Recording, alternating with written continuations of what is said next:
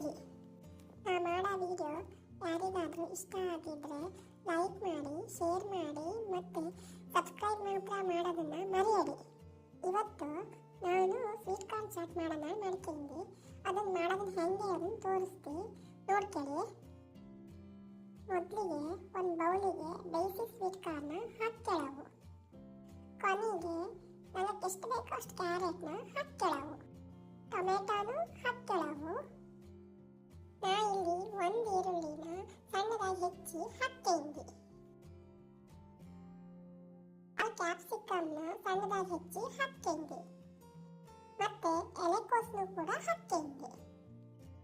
ಮಂಡಕ್ಕಿ ಚಾಟಿಗೆ ಎಷ್ಟು ಬೇಕು ಮಂಡಕ್ಕಿ ಅಷ್ಟನ್ನ ಹಾಕ್ಕೊಳ್ಳವು. ನಂತರ ರುಚಿಗೆ ತಕ್ಕಷ್ಟು ಉಪ್ಪನ್ನ ಹಾಕ್ಕೊಳ್ಳವು. ಖಾರ ಬೇಕಾದಷ್ಟು ಖಾರದ ಪುಡಿನೂ ಹಾಕ್ಕೊಳ್ಳವು. ಹುಳಿಗೆ ಬೇಕಾದಷ್ಟು ನಿಂಬೆ ಹಣ್ಣನ್ನ ಹಿಂಡ್ಕೊಳಕಾಗ್ತು. ಈ ಎಲ್ಲದನ್ನು ಸೇರಿಸಿ ಚಂದ ಮಾಡಿ ಮಿಕ್ಸ್ ಮಾಡ್ಕೊಳಕಾಗ್ತು.